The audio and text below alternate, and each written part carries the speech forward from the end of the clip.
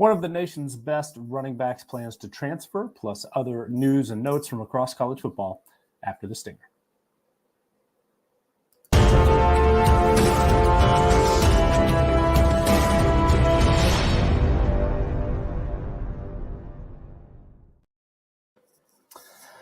Hello and welcome to Good Morning College Football. I am Nicholas Ian Allen of CFB Winning Edge and CampusToCanton.com. Thank you for joining us this morning for episode 33. And just starting off a little bit on a personal note, I was kind of going back and forth this morning.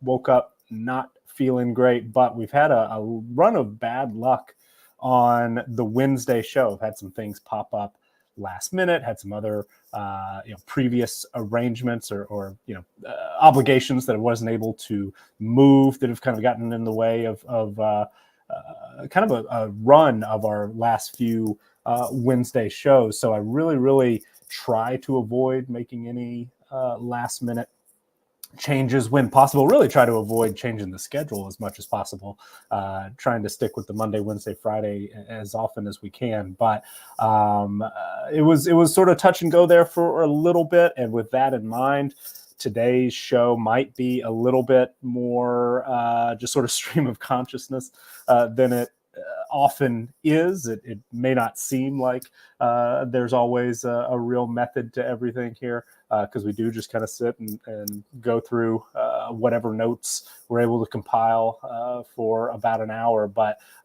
just do keep that in mind. If things seem particularly random today or jump around a little bit, it's because trying to work through some things, but we definitely wanted to make sure, if at all possible, that we were able to come through and offer this show today, in part because we've got a lot of news to discuss. One of the best players in college football at his position, Oregon State running back Damien Martinez, is planning to enter the transfer portal, according to a lot of reports coming out on Tuesday. So we'll dig into that, speculate a little bit as to where he might end up.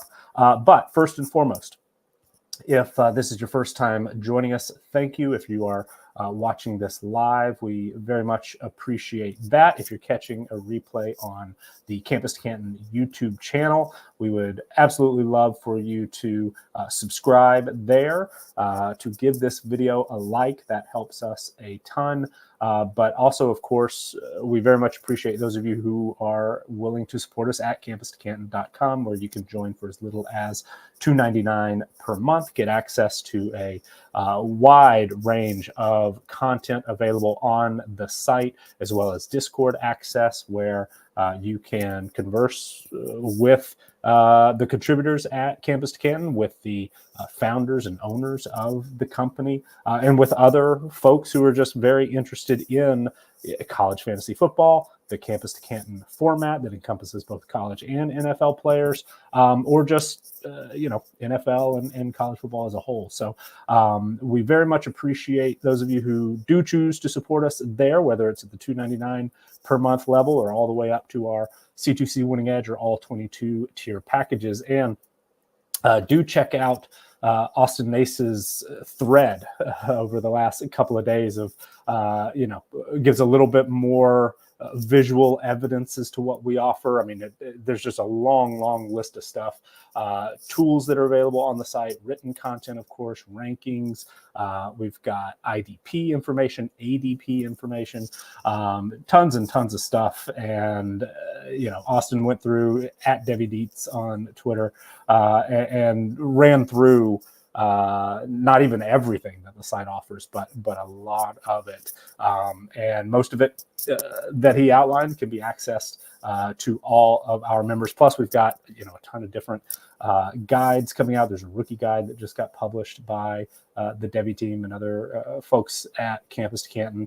And we've got much more coming your way, including the CFB Winning Edge team profiles. 2024 team profiles are we're in the final stretch. It's going to be a sprint to the finish line, but our target date is May 1st. where we'll have those available team pages that include projected depth charts, power rankings, recruiting information, projected point spreads, just tons and tons of stuff for all 135 FBS teams this year. But then, of course, our returning production database, or CFP Winning Edge returning production database, is available now to all of our C2C Winning Edge and all 22 members, and that gets updated anytime there is information like Damien Martinez planning to enter the transfer portal. So as soon as that information comes across my screen, sometimes I'm able to do it and make the change in 2 minutes, like it was with the Martinez news yesterday. Sometimes it might take 10, 15 minutes. Sometimes if it's a third string tight end, might not get to it until later in the evening. But every day I'm in there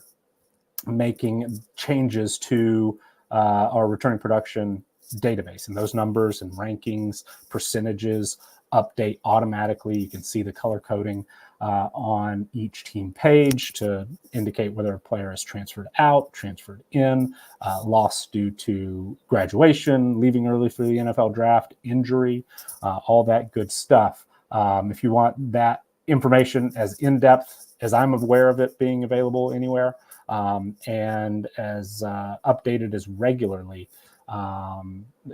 do consider checking us out at campuscamp.com as a C2C Winning Edge member or all 22 tier member. So with that in mind, let's get to the biggest news of yesterday, and that's that Damien Martinez, one of the top running backs in college football, plans to enter the transfer portal. There were multiple reports. I believe the 247 site was the first that I saw that covers Oregon State. Beaver Blitz do great work there.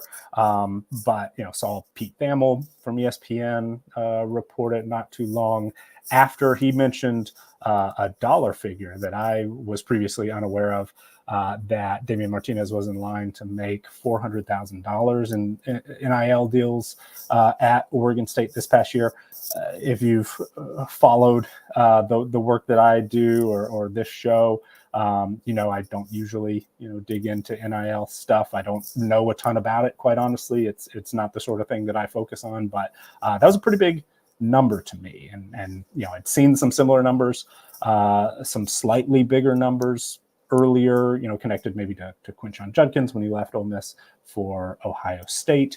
The $1 million mark was a number that was floating around. I have no idea if he was able to get anything in those lines. You listening out there or watching us probably know better than I do. But for a running back, not a premium position, me being fairly limited in my knowledge base of that sort of thing, I wondered, is Damien Martinez as good as he is? And, he had nearly 200 carries last year in 12 regular season games, 1,185 yards, 9 touchdowns on the ground, averaged over 6 yards per carry. Not super productive as a receiver out of the backfield, but 11 catches and 126 yards there.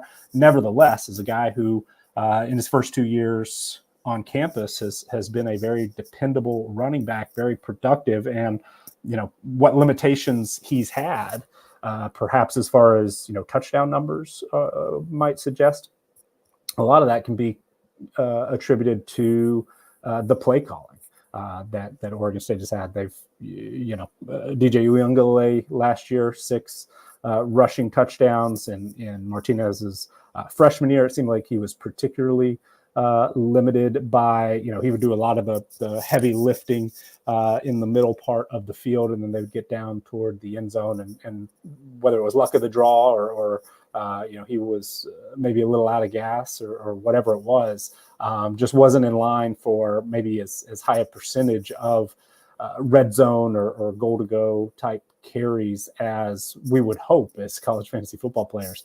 But that really, I think, was just sort of some bad luck on that end. Nevertheless, all right, so where is Damien Martinez going to go? And Jonathan in the YouTube comments, and I'm trying to get a little bit better about responding to YouTube comments as they happen. Says he's going to Texas. All right, now let's move on. Texas is a name, is a program that I somewhat surprisingly have seen listed early and often. It's somewhat surprising, not because, would Damien Martinez be able to go and be an impact player at Texas? Yeah, I think so. Even with CJ Baxter and Jaden Blue as probably a top 10 running back room in the country, according to our team profiles right now.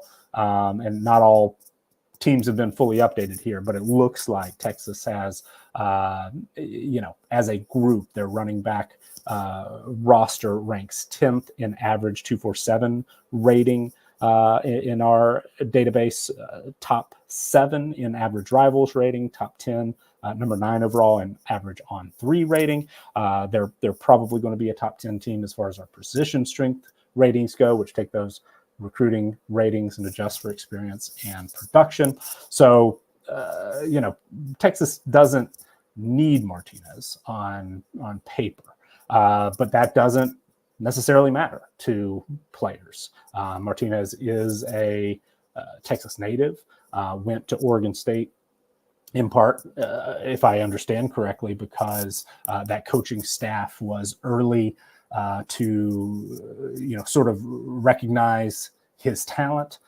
He was able to come in, be an impact player as a true freshman, emerged as a starter as a true freshman, put up great numbers. And he was loyal to Oregon State even after Jonathan Smith and that coaching staff moved on to Michigan State. There was a big announcement Martinez made. It sounds like it has since been deleted, talking about how he wasn't planning to leave and wasn't, chasing money for that. Since I believe that statement, Martinez was not available for the bowl game for Oregon State, had a legal issue that caused him to miss that game.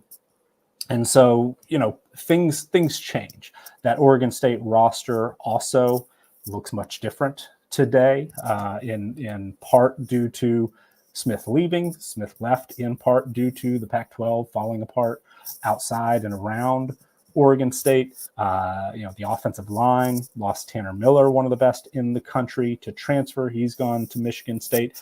Lost 3 other double-digit starters due to eligibility. So only 1 full-time starter on the offensive line was expected back. 2 of the top 3 receivers, Silas Bolden, who transferred to Texas, and tight end Jack Belling, transferred out to Michigan State. Anthony Gould and Josiah Irish both gone due to eligibility. DJU transferred to Florida State. So, Oregon State, which ranks, now that Martinez is taken out of the mix, and the numbers are even worse, but ranks 126th in our CFP Winning Edge returning production database, our adjusted overall returning production rankings. 114th on the offensive side of the ball. It's even worse on the defensive side of the ball. They're rank 130th. So Oregon State not going to play a power conference schedule anymore. Damien Martinez, even though the strength of schedule was going to go down a little bit, might feel like he's better served moving on to a bigger stage. And could Texas be that place? Yeah, maybe. Maybe Martinez doesn't want to end up somewhere where he's going to take 200, 250 carries. Maybe he does want to, join a already packed backfield like Texas. Texas, top 4 in our preseason power rankings, is going to compete for a national championship. So, players aren't always motivated by playing time, especially, players of a certain caliber.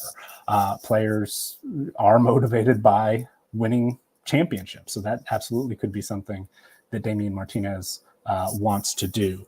But Texas isn't the only option. Michigan State, there's familiarity there. If he were to move on, the familiarity with the coaching staff, a lot of Martinez's former players, it's not a slam dunk, but don't write off Michigan State necessarily, regardless of whatever the NIL numbers are, whether there's more money, less money, I don't even know. But somebody who Martinez made it a point to show loyalty to Oregon State prior to things changing over the winter. Maybe he still feels that sort of connection with players who've moved on to Michigan State, coaches who've moved on to Michigan State. Or, this thing could be just totally dependent on something else. Maybe there's a school out there who does have a chunk of money reserved and say, hey, we want to go build, the best roster we possibly can. And another team that, has been reported quite a bit that is looking for a running back is Miami. Right now, a true freshman tight end sounds like has been the best running back at Miami this spring. Elijah Arroyo, we talked about him a little bit last week. He, had been taking more and more reps at an H-back position, and then sounds like a standard tailback position. The spring scrimmage on Saturday, it sounded like he went for over 100 yards, looked like the best running back. Part of that is because Mark Fletcher has been out with injury, AJ Allen has been out with injury. Trevante Citizen we still haven't seen on on the field, unfortunately. He was back in practicing after missing the last 2 years due to injury. But, there's opportunity there at Miami, especially after Henry Parrish entered the transfer portal earlier in spring practice. So, could Damien Martinez step in and become that top guy at a place like Miami? Certainly a possibility. We've also mentioned LSU, and we will get a little bit later today. Josh Williams continues to take the number one reps this spring. Caleb Johnson continues to work with the number one team, but he and Williams are the only scholarship running backs who've been available in spring practice. There was a little bit of positive news about Trey Holly, who has some very serious legal issues going on, but a little bit of positive, perhaps, movement to indicate maybe he's not in the worst of the situations, is what it looked like. I'm being very vague here, but we'll get to it. So, a Miami and LSU, where maybe there's a little bit of a heavier workload, but also, potential to play a very, very, tough schedule, appeal to NFL scouts. We just don't know really what Martinez's motivations here are. So those seem like the most likely landing spots. There's a lot of talk about Texas. I've seen talk about Miami. I'm throwing LSU out there because we've heard that they really want to add some depth to that running back room as well. Michigan State, I think, is just, you have to include them regardless of anything else, just due to the connections with former coaches and teammates. But I was going through our returning production database and looking, all right, who was hit hardest at the running back position? Where is there, an opportunity for a player to transfer to a Power 4 conference spot? And some of these teams have added transfer running backs already, but there's still, I think, plenty of opportunity should Damien Martinez, have an interest in some of these teams, but also if these teams are interested in Martinez, want to add him to the mix, and who wouldn't, as good as he has been. So one that comes to mind, again, as a Texas native, TCU, I think, is potentially an option. We've discussed, some spring observations there so far, but even in the scrimmage this weekend, sounds like, there are sort of three running backs in the mix for number one carries, but nobody as of yet seems to really have elevated themselves to be that primary ball carrier, standout performer. Martinez could probably come in and right away step up and be highly productive. Wouldn't shock me if USC got into the mix. Woody Marks has transferred from Mississippi State and certainly looks like the number one running back there, but USC had a pretty solid 1-2 punch last year with Marshawn Lloyd and Austin Jones. So there is opportunity, I think, for Damien Martinez to come in, be a 1-2 option there with Marks. But then, of course, Quentin Joyner, Marion Peterson are back as well. Nevertheless, sort of a thin running back group, just as far as raw numbers go.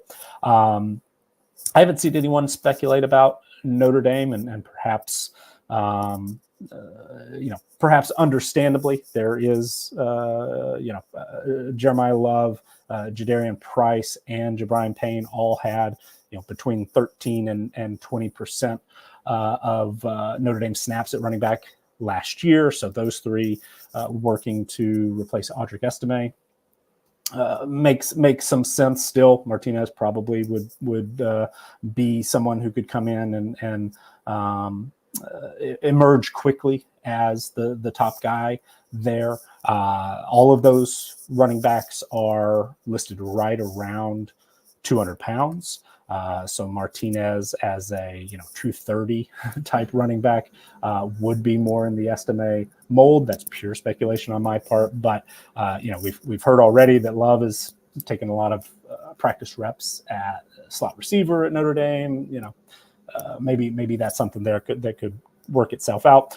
Ole Miss was immediately the top projected destination for Henry Parrish when he announced that he was going to transfer to or from Miami. So, nothing is official there. To my understanding, Ulysses Bentley is expected to be the top running back there. Logan Diggs transferred from LSU, but he's been limited by injury, and there seems to be some lack of clarity as to whether or not he will be available to begin the season. We've discussed already plenty how Ole Miss has really been ramping up for the 2024 season, it seems like, to make a real run at a national championship, a playoff spot for sure. And running back is one of the very few positions where you can see, all right, they do have a little bit of room for improvement here. So, Damien Martinez makes a little bit of sense there.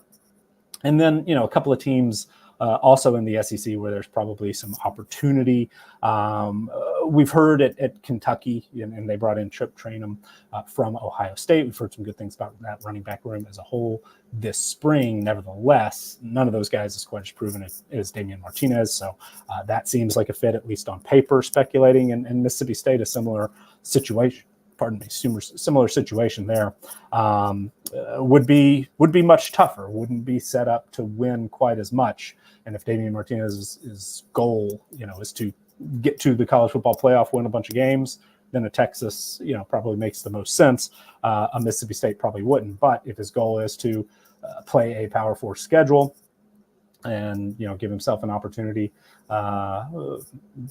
for if that sounds like the best case to show what he can do to NFL scouts, Mississippi State certainly has carries available, especially with Seth Davis not being healthy early in the season, it sounds like. So some reporting there. Again, Texas, Miami seem like maybe the most likely options. Michigan State, we can't discount, but plenty of other teams that Damien Martinez would certainly provide an upgrade at that running back position. Expect him to be highly sought after. So we'll certainly be curious to see how it all plays out. Now, moving on to some other news and notes, and again, these may come off somewhat random, probably going to move fairly quickly, especially since we spent more than 20 minutes there talking about Damien Martinez. But at Alabama, there was the final open practice of the spring on Tuesday. Mike Rodek of Bama 247 was on hand, as was Charlie Potter of Bama Online, other great folks. But referencing here notes from those two, Rodek mentioned, a lot of positive updates about Caleb Odom this spring. Odom, for some reason, I always said that wrong the first time. So far this spring, listed as a tight end, as a freshman recruit coming in, but has been playing wide receiver, big target, 6'5". But it sounds like, according to Rodek's observations, Odom was with the third string wide receivers during the warm-up drills early. The starters, the top three in rotations, were Jeremy Bernard, the transfer from Washington, Kendrick Law, and Kobe Prentice. The second group was Emmanuel Henderson, Jaron Hamilton, and Cole Adams. And then Jordan Hale, of course, has been dealing with a knee injury. He is out for the spring and hopefully will be back in the fall. Potter made similar observations, but was able to take a look at the quarterback situation, the running back pecking order as well. Of course, Jalen Milroe, according to all reports this spring, has been taking every snap with the number ones. It doesn't sound like, to me, the way I read it, that he is in any danger of losing his starting job. There have been some whispers that Ty Simpson's had a really strong spring. Sounds like Simpson was taking the number 2 reps behind Milroe when the media was able to view, with Austin Mack and Dylan Lonergan rounding out that group. The running back pecking order in this drill, where it was quarterbacks and running backs working together, Justice Haynes was the top running back working with Milroe. Jam Miller, Richard Young, and Daniel Hill respectively were in the drills behind Haynes. A few quotes that Potter passed along from Jalen Milroe after the practice. He was talking about his wide receivers and sort of what he sees. Quoting here, Milroe said, there were a lot of explosive plays that happened at practice, and the first thing I saw was everyone celebrating with each other. We have shared success in each of the rooms. That's one thing I can say about the receivers. They're all explosive. They're all hungry. They come with different ages, but it doesn't matter, because when they get on the field, they all play explosive. He provided a little bit more detail on Bernard, saying, quote, I like Jeremy a lot. Great size, great speed, tough, confident. And when you have a player that plays confident, it's hard to stop them. I'm proud of him because of the leader he is when he came here, because it's a hard transition coming from Washington. Now here, it's a different environment. You're now in the South. He's not from the South. To see where he is now, he's been an effective leader. I'm super proud of him for who he is as a person and then as a player. He's great for us and a great resource for our team to be successful. So Bernard quickly emerging, not only as a starting receiver, maybe the best bet to be Jalen Milroe's top target, but also it sounds like as a leader in that group as well. At Texas, Eric Nalen of Inside Texas had a good rundown of what we have learned so far this spring in Austin. And he mentioned the running back duo. He specifically said, and sort of reading here from the piece, it'll be one of Jaden Blue or CJ Baxter, but your guess is as good as mine.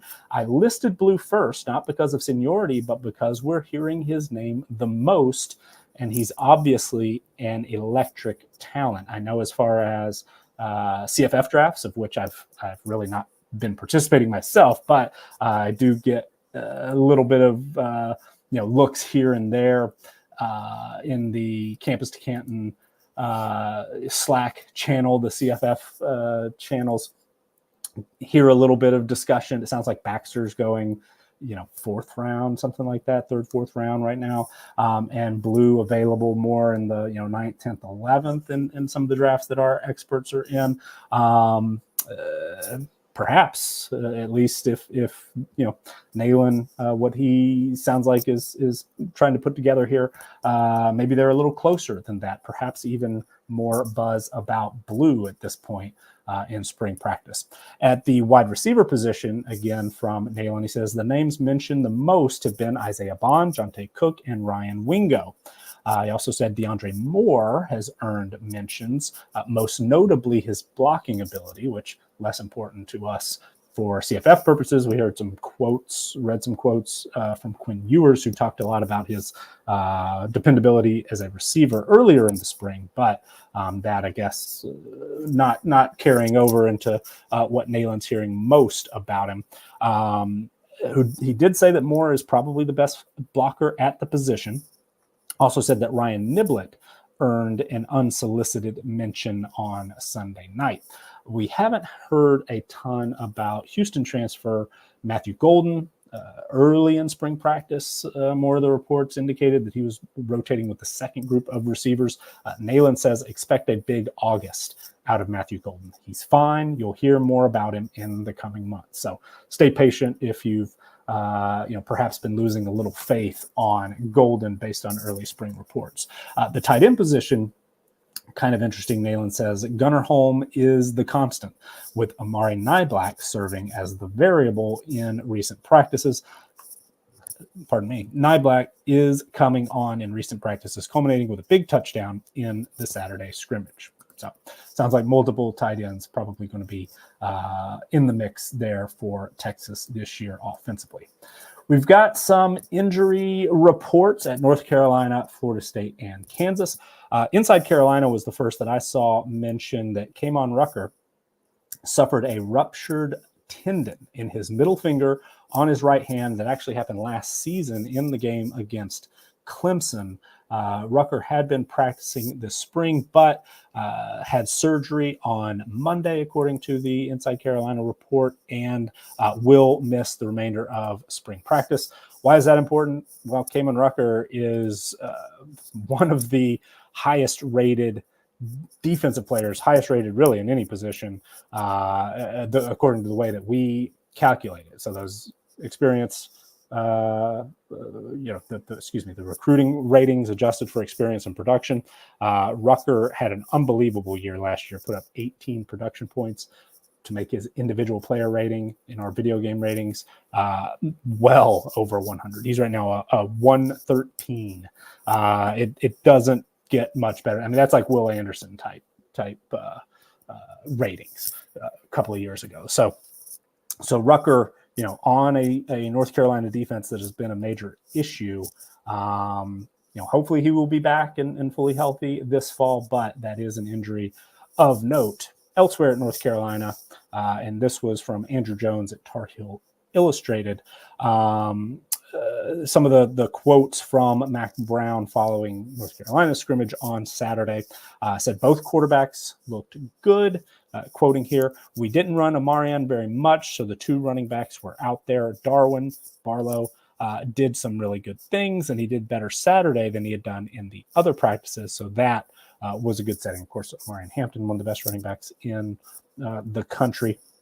Barlow transferred from USC, started his career at TCU. He's got one season left, but sounds like he's going to be probably Hampton's top backup this year at North Carolina. According to Mac Brown, the offensive line has been impressive. They're getting better. They've got a ways to go, but they're getting better. We talked about, that there was some positive buzz about the offensive line coming out of North Carolina camp so far this spring. So that is good news. The tight end position, if you remember back to the bowl game, the entire tight end position was wiped out due to injury. And two starters, Bryson Nesbitt and John Copenhaver, are both unavailable this spring. So as a result, there's a little bit of extra opportunity perhaps for Jake Johnson, brother of Max Johnson, who we project to be the starting quarterback. He and Connor Harrell are the two who have been competing most, but Johnson perhaps was going to be starting at a little bit of a disadvantage due to both Nesbitt and Copenhaver coming back for their senior seasons, but Johnson sounds like getting a lot of first team reps at tight end with those two sidelined. But then finally, and defense is one of the major concerns for North Carolina on whether or not they're going to be able to, maybe overachieve based on some preseason expectations. We mentioned that our early numbers for North Carolina look pretty good. But defensively, quoting here again from Mac Brown, we're just better. We're being really aggressive. He's talking about new defensive coordinator Jeff Collins, blitzing a lot. He's disguising a lot in blitzing, which surprises the quarterbacks. Des Evans has stepped up. He and Bo Atkinson both can play where they are. We've got to find a guy behind Kamon at the jack position, so that sort of hybrid defensive end, linebacker, pass rushing, edge defender position. Rucker, him being sidelined, perhaps an opportunity for somebody else to emerge there. But North Carolina, if they're going to be able to replace Drake May, get good quarterback play out of Johnson or Harrell, a lot of new faces are going to have to step up at the wide receiver position, which Brown mentioned a little bit, and we talked about. The offensive line is going to have to come together with a lot of new faces, and defensively, there's a lot of players returning, but some major questions, of course, because that unit struggled last year, 71st in our defensive team performance numbers. All right. Moving on, Florida State, there were a couple of players, according to head coach Mike Norvell, who are going to miss the remainder of the spring. This came out over the weekend. Destin Hill, wide receiver, who was getting a lot of first-team reps and really had some very positive moments early on in spring practice. He is going to miss the remainder of spring after suffering an injury. Jarrell Powers also going to be sidelined for the rest of spring. That according to Norvell late last week, who said, quote, obviously we'll continue to evaluate where things go and what the extent of that is as we're heading into the fall. Just wanted to give an update on those two guys personnel-wise. They'll be out the rest of the spring. At Kansas, Bryson Stricker was the first to report the news late last week that tight end Deshaun Hanukkah, who transferred from Iowa State, was sidelined all of last season, but expected to potentially emerge as the top pass-catching tight end at Kansas this year, has apparently suffered a torn Achilles that is going to sideline him at least for the rest of spring, probably into the fall as well. All right. A lot of information coming out of Pullman in the last few days. Jamie Vinnick of CougFan.com had several write-ups, talked about the scrimmage on Saturday, practices on Tuesday. There's also Brock Craven of SWX, who was on hand for the Saturday scrimmage and provided some quotes from head coach Jake Dickert. But going to go through these hopefully in chronological order through the first couple of weeks of practice at Washington State. They're about halfway through, 7 practices in, or that Saturday scrimmage kind of marked the halfway point. Sounds like. According to Vinnick, CougFan.com feels confident in saying Kyle Williams will be one of the starting outside receivers, but outside of that, every other position feels open at least to some degree. We have discussed the quarterback battle between John Mateer, who has been at Washington State the longest, played a little bit primarily as kind of a change of pace runner at quarterback, or Zevi Eckhouse, the FCS transfer from Bryant. Those two have been fairly even, perhaps with Mateer as having a slight edge, and that's exactly what Vinnick wrote for CougFan, said Mateer has the slight edge in our eyes, has taken the bulk of the reps with the first unit, but Jake Dickert also said after the scrimmage Saturday that he is turning the ball over too often. We'll have more on that. At running back, it sounds like there is maybe a 4-way sort of committee developing. Leo Pulassi, Javinsky, Schlenbaker, Wayshawn Parker, and Dylan Payne apparently have all taken first-team reps at times. Sounds like Schlenbaker and Pulassi perhaps expected maybe to be the top 2 of that mix, but it sounds like right now no one emerging for a particularly heavy workload.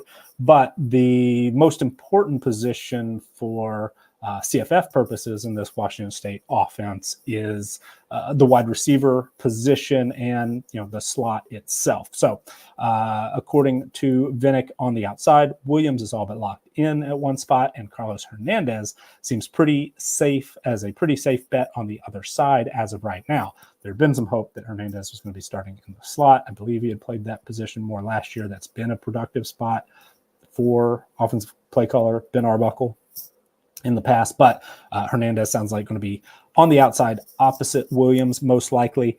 Says, but Trey Shackelford could still push, and Kyle Maxwell is only just now getting healthy. Both of those players, new transfers, incoming transfers. When it comes to the slot, reading here from the piece, Chris Hudson, who is the transfer from Oregon, and Josh Meredith have received all the first-team reps. But Tony Freeman has also had a strong spring. If last year is any indication, WSU will only list one starting slot receiver because of the tight end, but will deploy several inside receivers. Hudson may have a slight edge to be listed as the starter, but all three could play considerable roles. Craven had that note about the quarterbacks, that quote, I should say, from Dickert, says, we'll see what the tape says, but through 6 practices, John turned the ball over too much, talking about John Mateer. I'd say that kind of repeatedly. If he was here too, we got to get better.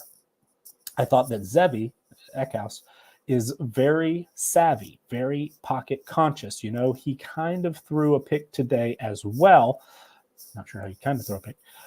That's kind of his first of camp. So we'll see. I think operation-wise, I like where they're at mentally. I think they're really strong. I think they're both great leaders, but it's going to be a long journey as we go. There were some quotes passed along on Tuesday by Vinnick, who was there for Ben Arbuckle's media availability. Said that Tony Freeman was the MVP through the first half of the spring. Freeman, a 5'8", 155-pound wide receiver, coming in as a junior college transfer from the College of San Mateo. Quoting here, Arbuckle said, he showed up every single day. Every single day he's balled out. A lot of dudes are worthy of it. A lot of guys have made some unbelievable plays. But if we're talking about a guy who has showed up from organized team activities to day 7 of spring ball, he showed up every day. He doesn't say anything. He just runs as fast as he can, makes unbelievable catches, and I think he has the fewest drops of the receivers. Arbuckle also passed along some information about the quarterback competition. He said, quote, we have to remember that John hasn't played that much football. He's been here for 2 years, but he's still relatively a young guy in terms of snaps on the field. It's a maturity process. The reason I believe it's happening, talking about the turnovers, is because he's pressing too much. In the past, when he wasn't the guy, there wasn't that pressure to go out there and score every single drive. He kind of feels that weight right now. It sounded like, according to the write-up from Vinnick, that Mateer practiced well on Tuesday, but still, did struggle with turnovers. Had threw a pick to Tyson Durant on perhaps a miscommunication with the receiver. But also of note, Eckhouse was picked off as well. A tipped ball that landed in the hands of Leighton Smithson. So maybe a little bad luck on both ends.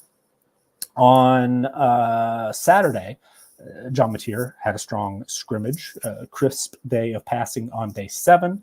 According to the piece, Mateer was 19 of 27 completion-wise, had some terrific throws, including a bomb to Carlos Hernandez, according to the piece. He also made a pinpoint throw to Billy Rivery, the tight end, for a touchdown in a red zone drill, but was picked off, as mentioned. According to the piece, finishing up here, he connected with Josh Meredith 6 times and found his, quote, favorite target in Hernandez on 5 occasions. Zevi Eckhouse looked solid too, although he was intercepted. Eckhouse went 14 of 24, and while Hernandez has emerged as Mateer's favorite target, Tony Freeman has been Eckhouse's number 1. Freeman had 6 catches on Tuesday, 5 of them from Eckhouse. All right.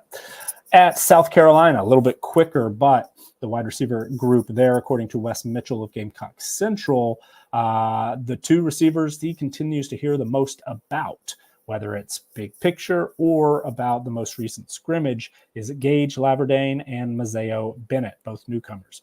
Bennett, true freshman, according to Mitchell, had another strong day Saturday, making a handful of grabs, including a couple of big plays. He was one of the highlights of the scrimmage.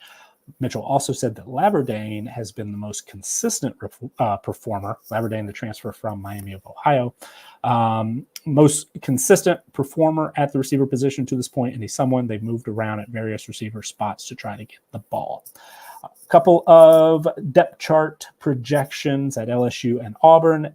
At LSU, Wilson Alexander of The Advocate, sort of reiterating a lot of what we've discussed already. Williams taking number one reps at running back, Josh Williams, with Caleb Johnson behind him, but rotating with Caleb Jackson, still getting plenty of playing time. He says his priority has been learning how to take care of his body, according to the coaches. One piece of good news, we alluded to it a little bit earlier, Trey Holly, who does remain indefinitely suspended, but apparently is now only facing one felony count of illegal use of a weapon or dangerous instrumentality, of which he intends to plead not guilty at a mid-April arraignment. His lawyer told The Advocate, according to this report, Holly can apply for reinstatement if legally cleared, and Kelly, the head coach, said that the team would, quote, welcome him back. So silver linings, but a little bit better situation there for Holly than we previously expected. The projected wide receivers, according to Alexander, Kyron Lacey and Chris Hilton. No surprise there. Aaron Anderson getting that third spot.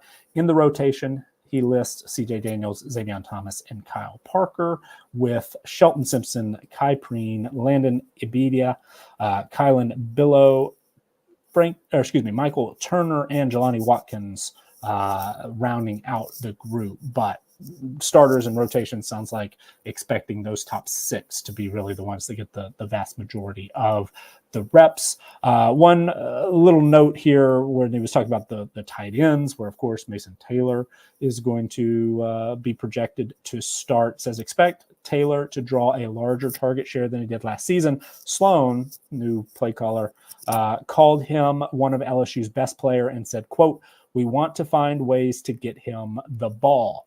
Garrett Nussmeier, frequently looks for him in practice, especially on play action rollouts and other intermediate routes. At Auburn, Nathan King of Auburn Undercover, of course, had Peyton Thorne listed as the projected starter at quarterback. At running back, he had Jarquez Hunter or Damari Alston listed, with Jeremiah Cobb or Brian Battie as the top backups. At the X receiver position, King listed Cam Coleman atop the projected depth chart, ahead of Camden Brown and Jay Fair. At the Z wide receiver position, you had Sam Jackson V listed as the starter, ahead of Caleb Burton and Coy Moore. And at the H receiver position, Robert Lewis, one of the standouts of the spring game, was listed as the starter, ahead of Jay Fair and Bryce Kane. Moving on, trying to finish out here, save a few minutes for Jacksonville State as our team of the day at the end.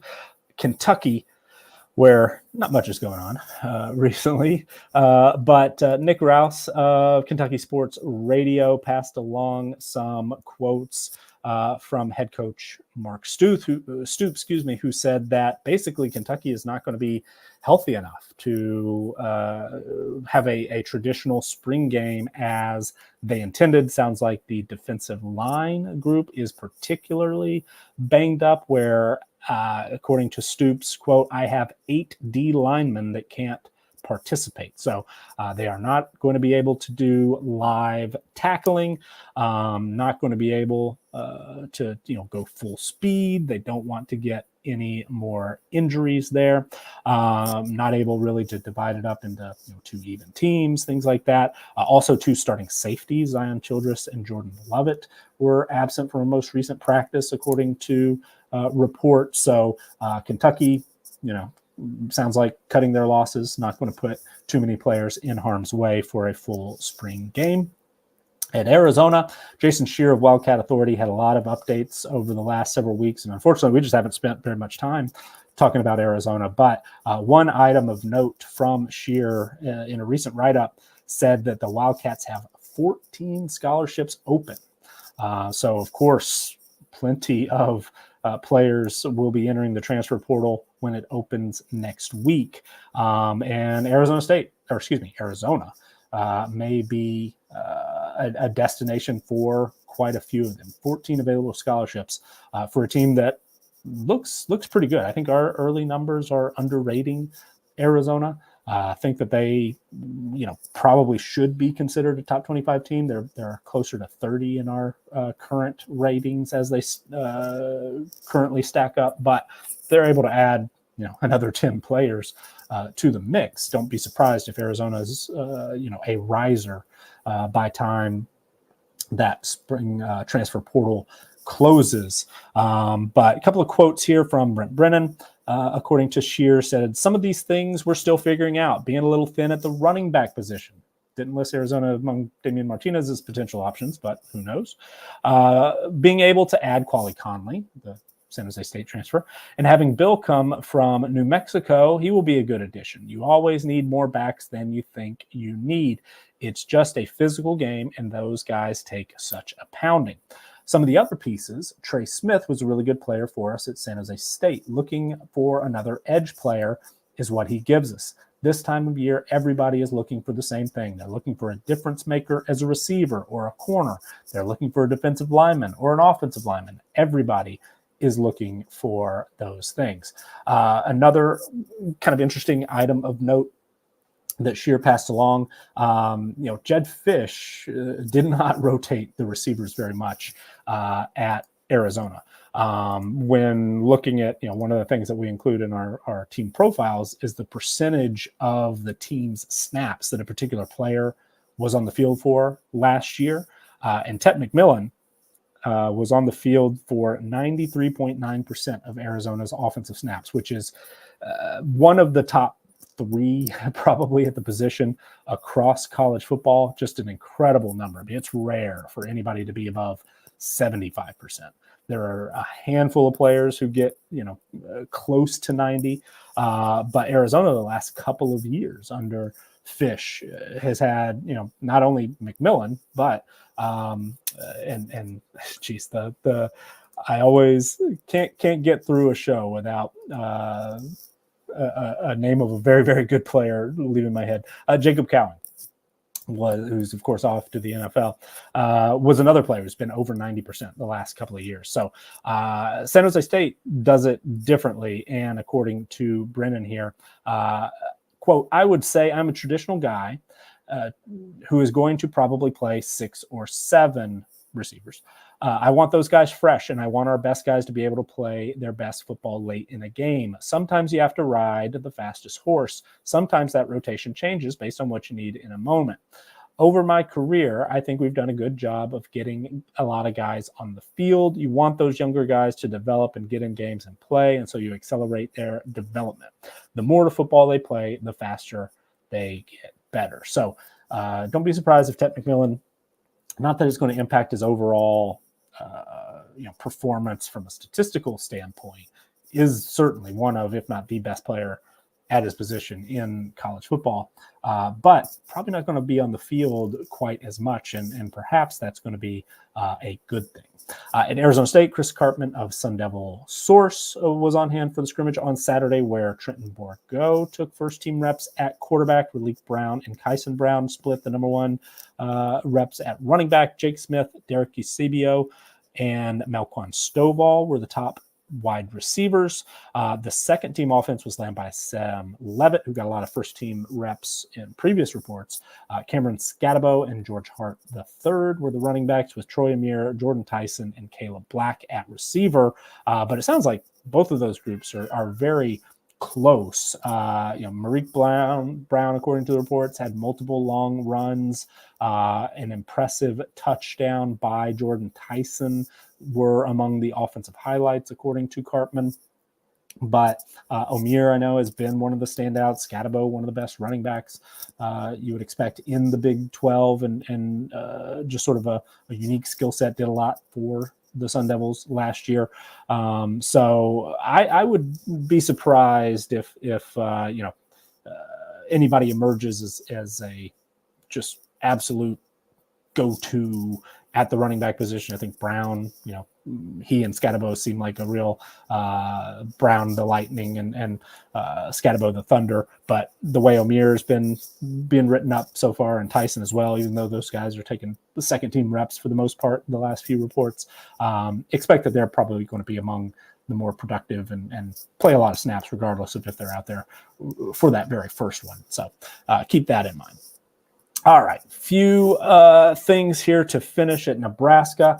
A couple of notes from Brian Christopherson of Husker 247. The running backs are not fully healthy. Rockmere Johnson is practicing, according to Matt Rule. Quote, he's full go, but it's just me. Year 6 shoulder injury. I want Rockmere ready to go. Gabe Irvin is doing individual work. He is recovering from a hip injury that shut him down early last year. And Quentin Ives also has been dealing with a hamstring injury. As a result, Dante Dowdle, the transfer from Oregon, is a guy, quote, that's flashing, according to Rule. Has had some powerful runs. Quoting here, he says, but just kind of the conditioning of being the guy play in and play out, like we're just working on that with him and blitz pickup and all of those things. But I'm really pleased with Dante and where he's at and where he's heading. And just maybe a throwaway line here in the piece, but said that Rule also highlighted walk-on Maurice Mazukua, who earned the respect last year on the scout team. And then a little quote here that maybe makes CFF players just a little bit nervous if you're getting excited about Dowdle or somebody else in that group. Quote, we almost made him the short yardage back at one point. Maybe should have. Reese is out there and he's doing a fantastic job. So anytime there's somebody who, for whatever reason, gets that role as the guy who's going to get the football on the 2-yard line when it's goal to go, if somebody like Mazukua is going to take that type of scoring opportunity away from the number one running back, it's just something to be a little bit aware of and perhaps a little nervous of as well. At Tulane, finishing up, Gary Smith of the Times-Picayune noted that Ty Thompson, who is back and healthy after being out the first week or two of spring practice, had a touchdown pass during a 70-play scrimmage on Saturday.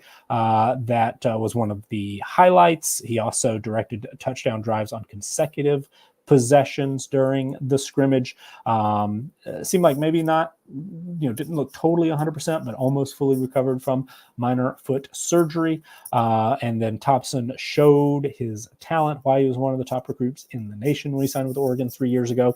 And a quote here from head coach John Summerall, who said, Ty's got great ability, but when you saw him operate with confidence and the picture was clear for him, he's more than capable. The biggest thing with all those guys is them mastering the offense so they can identify the defense. If you're thinking about how to run the offense, the offensive play or the terminology, you're not able to evaluate what the defense is giving you.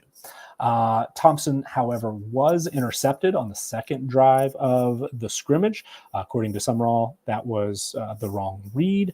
But Thompson and Darian Mansa each accounted for one touchdown with an interception.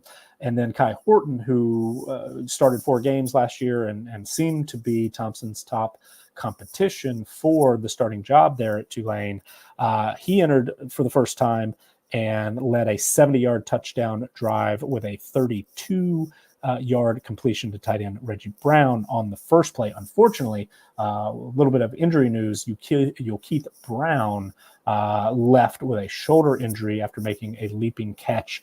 Summerall said it's, quote, nothing seriously serious, but Tulane suffering a receiver injury during the scrimmage as well. But final note on the quarterbacks, this again, a quote from Summerall. All three quarterbacks did some good things, and they all did some things they need to improve upon too. It's scrimmage one that all had 2 or 3 assignments I can think of off the top of my head that they are not coached to do. But we were a little worried. I don't know if that's the right word, but thought maybe the injury to Thompson was going to allow Horton to step up and maybe take control of the job before Thompson was able to get back and fully healthy and show what he can do. But unofficially, according to Smith, Thompson was 7 of 14 for 113 yards passing. Horton was 4 of 10 for 71 yards. About half of those, it sounds like, came on the first snap of the scrimmage for him. And Mensah was 5 of 11 for 80 yards. That included a 40-yard pass to tight end Josh Goins. All right, a few minutes here at the very end. Jacksonville State is a team that I wanted to highlight as our team of the day, in part because there have been quite a few transfers out of the program this week. The running back position has been hit particularly hard. Ron Wiggins announced his intention to enter the transfer portal on Tuesday evening. Linebacker Larry Worth and defensive back Kakura Tarnew also entered the transfer portal earlier this week or announced their intention to. Other transfers are already popping up across the country as well. I think we've failed to mention USC defensive linebacker Bear Alexander at the top of the show. I wanted to Miami defensive lineman Najalik Kelly as well. A couple of highly rated impact players who could move on and be starters elsewhere potentially. Alexander, of course, was a starter at USC last season, but Jacksonville State had a impressive debut at the FBS level. Went 9-4, 6-2 in Conference USA. Rich Rodriguez, the head coach, it hasn't always worked out for him. Obviously, on his biggest stage when he was the head coach of Michigan, could not get it going. But just about everywhere else, he's been able to put together very, very competitive teams that probably overachieve expectations more often than not. And last year, certainly, I think, was one of those years at Jacksonville State.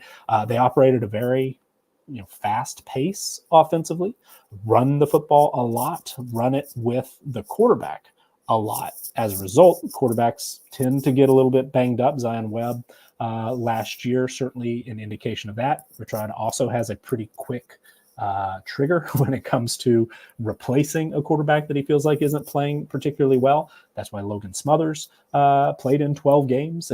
He and Webb both played in 12 games last season. Smothers returns and is expected, projected right now to be the starter. Looked good at times, even though the numbers weren't spectacular. He completed 56.4% of his passes, which was 6 percentage points higher than Webb, who has moved on after, I believe, 7 years at the college level. But Smothers only completed 6.3 yards per attempt. That was just a tick below what Webb did last year. He had 6 touchdowns and 4 interceptions, so the same number of touchdown passes as Webb in 103 fewer attempts, but half the interceptions. And Smothers can run. 322 yards on the ground, is actually second among the returning players currently on the roster. His 7 touchdowns were tied for the team lead with Malik Jackson and Zion Webb, both of whom are moving on. Malik Jackson was the leading rusher last year. 897 yards, those 7 touchdowns, average 6.1 yards per attempt on 146 carries. Ron Wiggins was expected to be the top returner. He finished just a little under 500 yards, had 6 touchdowns on the ground, averaged 5.1 yards per carry, was limited by injury. Now Anwar Lewis is the leading returner at that position. He also was limited by injury last year, but in 9 games had 93 carries, 452 yards, and 3 touchdowns. And there's opportunity there probably for Jacksonville State to add someone in the transfer portal you would expect at the running back position. But also maybe they get a little bit creative as well. Could we see multiple quarterbacks get involved? Because that is an area of real depth, behind some others. Jacksonville State also brought in Zion Turner, who is a starter at UConn as a true freshman in 2022. Didn't play very much last year, but has some experience, has some athletic ability. Seems like he would be a pretty good fit here. But the most experienced player who was added a little bit late is Tyler Huff, who was a transfer from Furman at the FCS level, took Furman to, I believe, the FCS semifinals last year where they lost to Montana. But he threw for just 1,675 yards, but completed 2/3 of his passes, 9 touchdowns, 5 interceptions, and was a pretty productive runner, 520 yards on the ground, 5 touchdowns in fewer than 100 carries. And the numbers previous to that, previous years, Huff was even better. So, not saying somebody's going to change positions, but you've got some depth at quarterback. You've got, 3 talented, athletic guys. I don't know. I'm not saying maybe they don't have somebody cross-train a little bit or take a few handoffs here or there, or, just kind of rotate quarterbacks as, they're likely to get banged up if they carry the football as often as Rich Rod quarterbacks tend to do. And this year, maybe that number even goes up a little bit with the perceived lack of depth at the running back position. Think that's a possibility.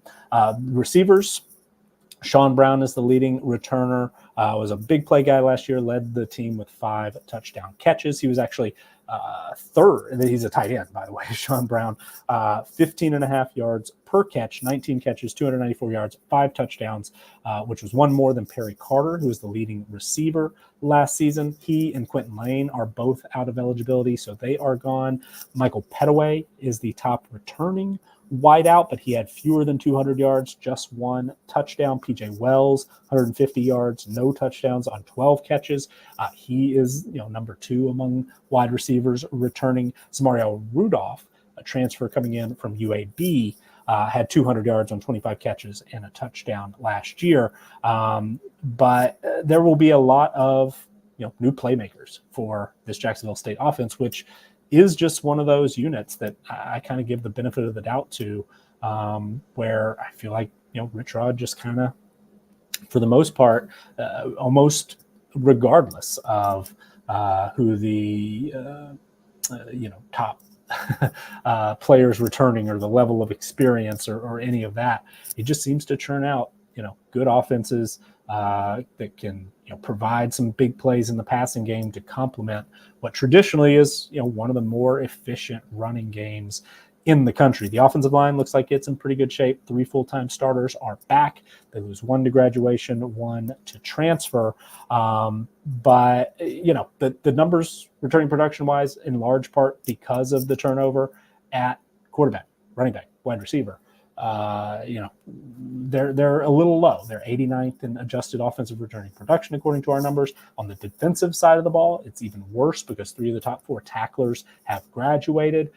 2 of the next 4 returning tacklers, Worth and Tarnew being those 2, are transferring out.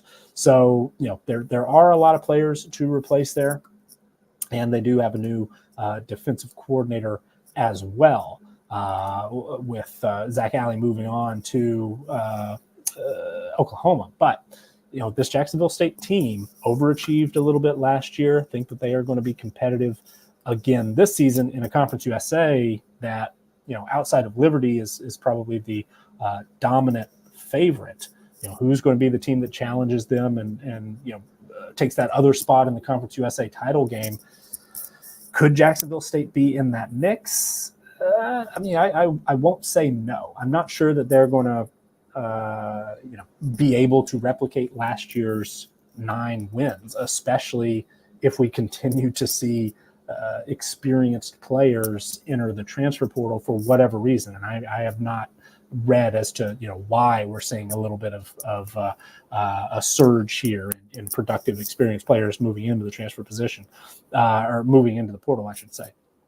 And the non-conference schedule is a little bit tricky. They open up with Coastal Carolina at home, make a road trip to Louisville, and then a second straight road trip, go to Eastern Michigan, a bowl team. So 3 straight bowl teams to open non-conference play. Then they host Southern Miss, a team that feels like it's got its back against the wall, probably with Will Hall as their head coach.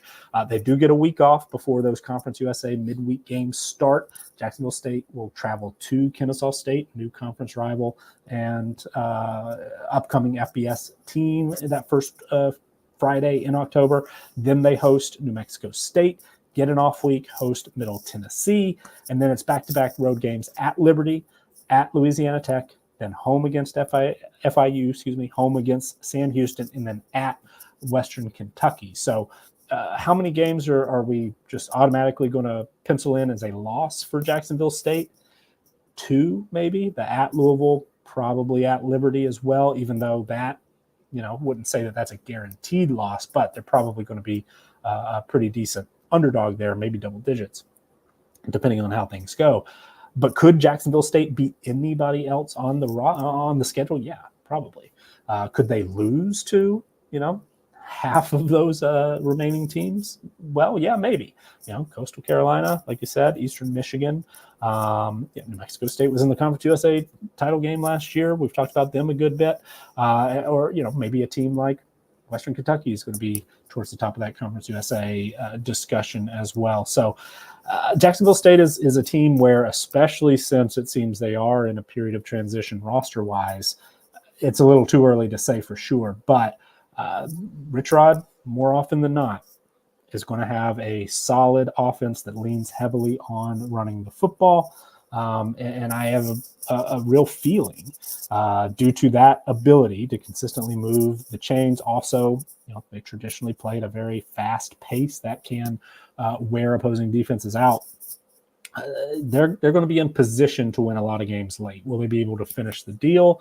I'm not so sure yet. Need to see how that quarterback position is going to work out. Need to see how that running back depth is going to work out. Need to see if there are any other losses they're going to have to replace here unexpected once that portal opens next week. But on that note, and we did get a late question in the chat. What's currently your favorite C2C startup pick? Unfortunately, I'm the wrong guy to ask that, but I do suggest if you are a member at campuscanton.com, put that type of question in the C2C Discord, and you will get tons of responses from some very smart folks, our subscribers, as well as other contributors and our founders who are much smarter, much more in tune with that type of question than me. C2C is I'm very bought in, of course, at Campus to Canton, but C2C as a format is still a little bit of a new thing for me. So I will have to defer that question, but thank you for tuning in. Thank you for joining us, and all of you who are watching this live. We very much appreciate it. If you're catching a replay, or even if you're not, please go to the Campus Canton YouTube channel and give this video a like, subscribe there.